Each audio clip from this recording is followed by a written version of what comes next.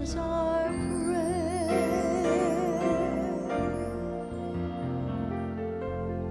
And so welcome into the sanctuary, my dear ones. Here we are moving straight ahead, 1 week to go, and we will arrive at that wonderful day of great celebration, wherein we gather with family and friends, and we celebrate the light within ourselves, within our world, the light within all, that Christ presence.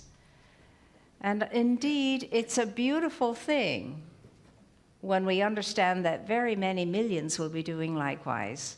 And so you can imagine how the energy will be raised. And not only that, this year Hanukkah coincides with Christmas. So our Jewish friends will be gathering too, to celebrate unity and harmony and oneness. And then there are many more millions joining in the uplifting of the energy. And then the next day begins Kwanzaa. And many more millions will be joining in to gather and celebrate and break bread and celebrate the virtues in life and living. So it's a very auspicious time of year, plus all the other cultural things that are taking place around the winter solstice. And so high energy is what you and I can expect only, of course, if we are going to be of high energy and are emitting high energy out into our world. So we continue with our theme of the living spirit, which provides us with an opportunity of opening more fully and deeply to having a larger, wider perspective of our own lives and of the world. And when we hear that word, those words, three little words, the living spirit, I was just saying this morning, what are we thinking? What do we see when we hear the living spirit? Is it something out there? What is that we're seeing, the living spirit? Because what we're supposed to be seeing is ourselves as the living spirit. That's what this is all about. Understanding and coming into the awareness that I am the living spirit of life. I am the livingness in life, and so are you, and so is everybody else too. And this is a huge concept for us to grasp.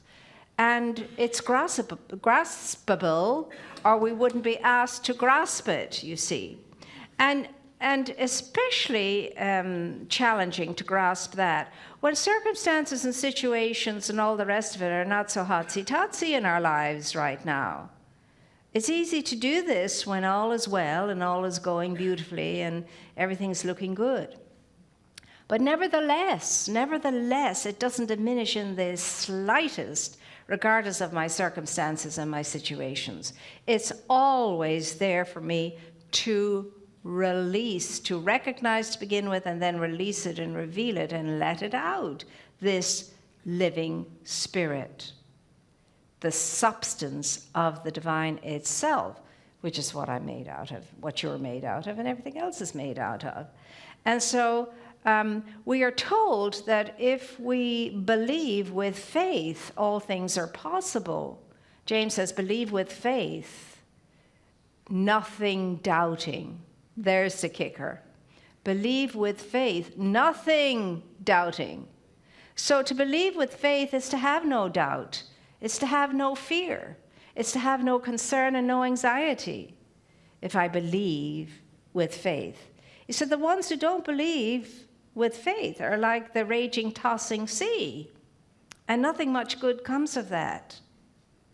And so the way for you and for me to become more consciously and vibrantly what we are in truth, the living spirit, is, as I see it, through two main means. The first one is silence, and the second one is service, as I was sharing this morning. Silence and service is as simple as that. What you have to remember in order to fully realize silence and service. And each one needs to be embraced joyously, enthusiastically, vibrantly, gladly. And so the first part of that is the silence. And what is that all about? Well, when you and I turn up, when we turn up consciously to be in a state of prayerfulness, all prayer has one function and one function alone.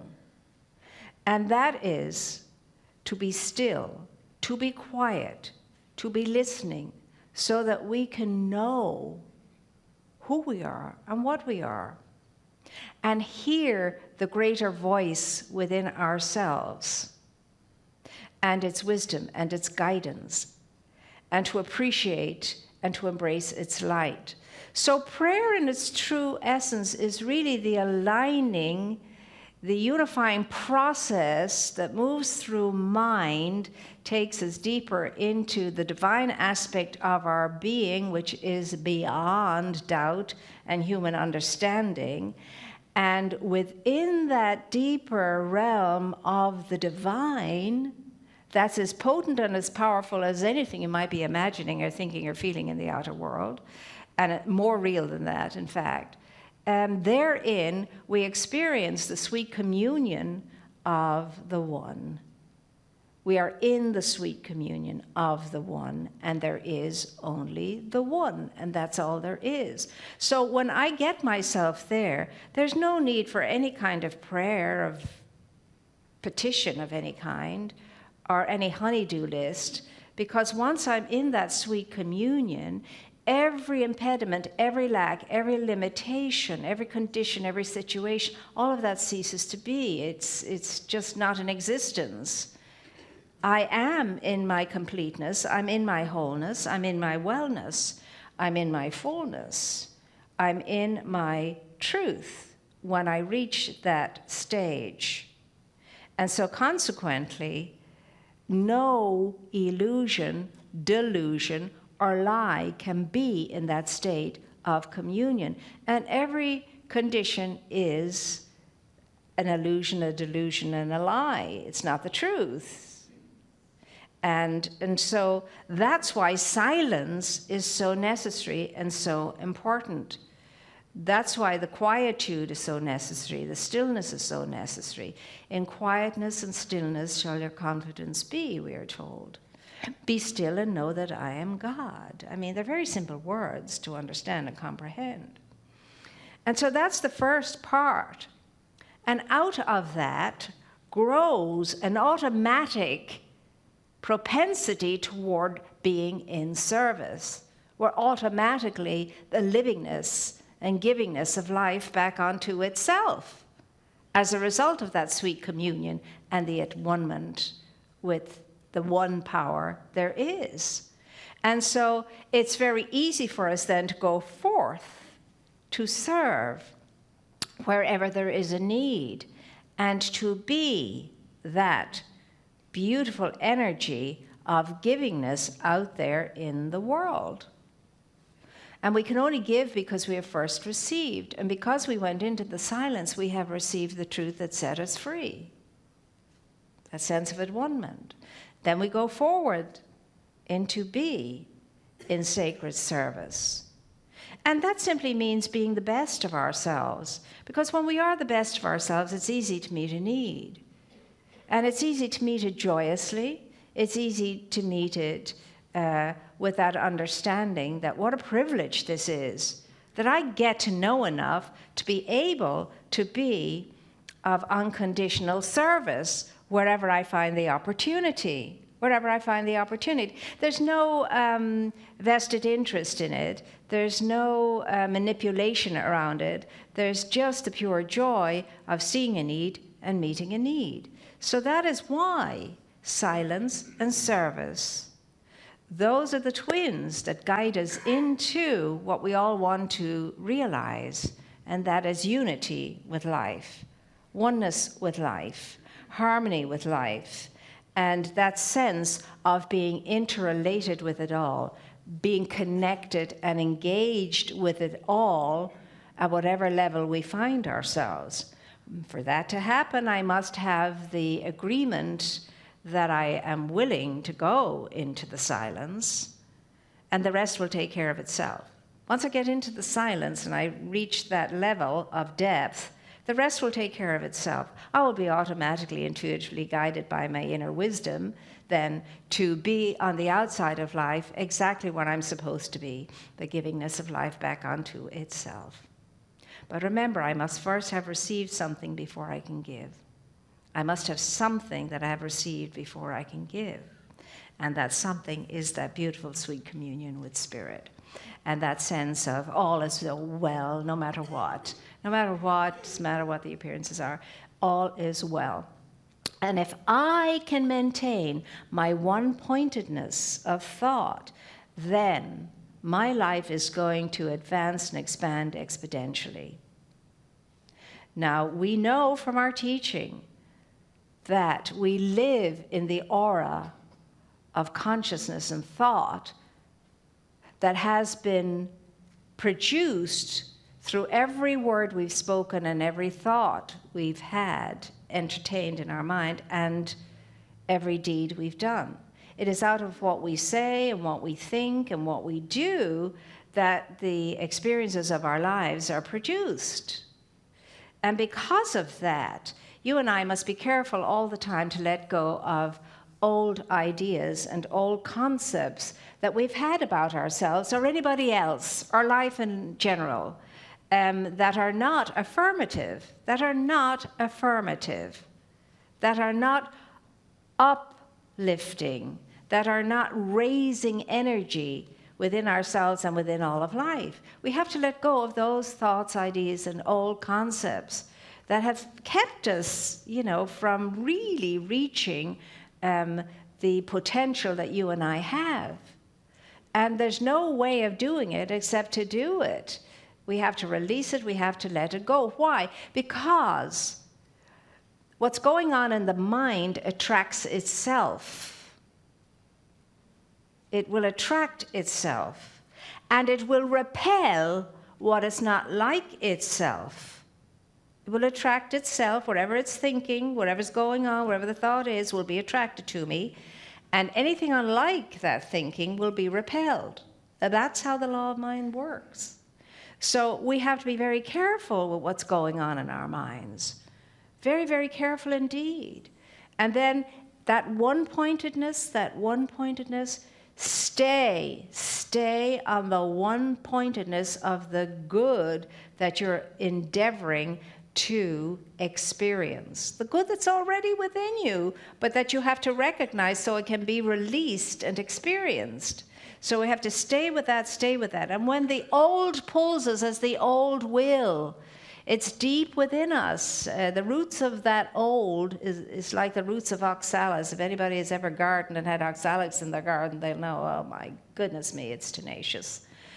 But once we stay with the one-pointedness and we stay on the good that we wish to realize and on the new truth that we are entertaining about ourselves, which is to see ourselves, perceive ourselves as our Creator sees and perceives us, as the whole aspect of life, as the full aspect of life, as the complete aspect of life, as that which lacks nothing and is missing nothing, but is this beautiful, beautiful completeness and wholeness and oneness. And that's the one-pointedness that is required. And we help that one-pointedness through entering into the silence as frequently as we can. Now, that may be just taking a conscious breath throughout our day, many times throughout the day. That's a beautiful practice for you and for me to have, to just breathe in and know that what I'm breathing in is affirming my life, and what I'm breathing out is affirming all of life, because of that one power greater than I am that I get to use. That one power greater than I am that I get to use. And that uses me all of the time, you see. And so that's your endeavor and that's my endeavor. And that's what it is to reveal the Christ within, to allow Emmanuel to come forth and be experienced by myself and all else around and about me. That's the light within, to reveal it, but it won't be revealed until it was recognized. And when it's recognized, it's usually recognized because of my contemplation, because of my quietude, because of my ability to allow myself to be quiet in mind and body and listen. And listen. And when I'm listening at that level, I only ever hear great good things at that level of listening. And again, back to the importance, my goodness me, of the service. You know yourself that you admire people who are in service and that make a difference in the world. You really admire these people. And rarely do you think of yourself as those people, and yet you are those people who are in service. We have so many people here in our own wonderful community that are all the time showing up and saying, how can I help? How can I assist? I mean, just today we had the good Reverend Louisa and her merry crew out there providing beautiful plants for us all to have as gorgeous gifts or to keep one at home for ourselves to enjoy. And you know, that crew, they were standing in line at Home Depot at 5:15 in the morning to get those special prices. 5:15 in the morning. And that's how dedicated they are. That's how dedicated they are. And that goes for every single volunteer group here. Yesterday and Friday the tree was supposed to go up, but we could only put up the frame because the plants hadn't arrived on time. And then they arrived in the afternoon, and there was nobody left of the crew to take all the flowers out of their boxes. Well, Dee was working on her own in the afternoon doing that, and then lo and behold, one of our wonderful people, Damien, called in and said, "You need any help?" And she said, "You're a godsend, come on in." So he came in, and there the two of them were, and I helped out a little bit to get the flowers out of the boxes, and they worked away happily to do that. And then on Friday, back came the crew. I have to say that, Jim Gravel and his crew, I mean, they worked beautifully, and the energy was gorgeous to have this done. And something went wrong with the lights very early when people came in this morning, and Jim came running in to fix the lights. You see, this is what's happening in your community all the time by these beautiful people. Last weekend, I spent a lot of time talking about the Angel Tree families. But I want to add to that today, those amazing people that caused that all to happen. I mean, that just didn't happen effortlessly and easily. You had a team of people working for months. And when it came to the last weeks, they were working tirelessly. I've seen them go home really bunched because they were determined not to leave until every I was dotted and every T was crossed to make sure that everybody was going to have a really good Christmas.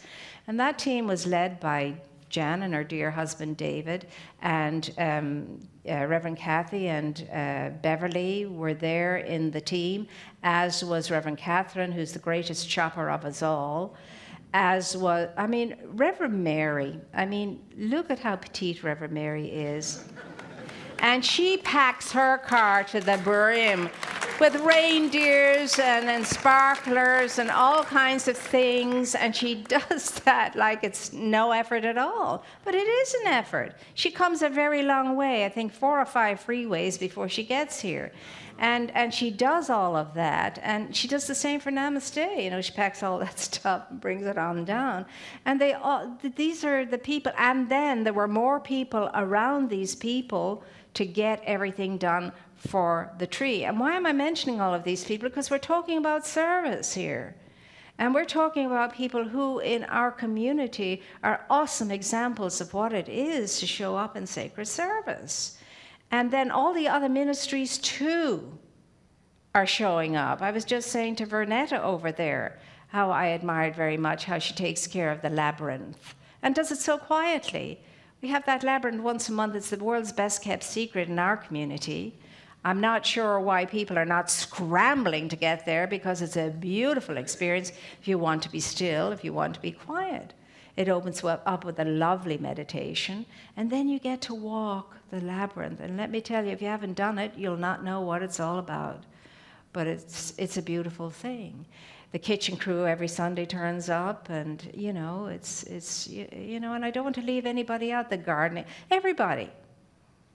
I think there's hardly anybody in our community that hasn't volunteered.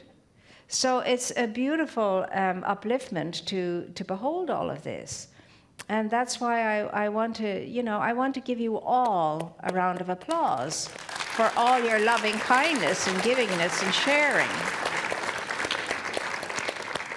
And my dear ones, when it comes down to it, the silence and the service really are the two things, the two essential elements in the unfolding of anybody's soul, in the freeing of anybody's soul. And the silence quietens us and calms us down, and the service takes our minds off of things that might be a little bit scary at times. When you're out there doing something for someone else, you're not thinking about yourself at all. You're thinking about, isn't it wonderful I have the opportunity to make a difference in spite of what's going on in my own life. I can do this. It's a great thing.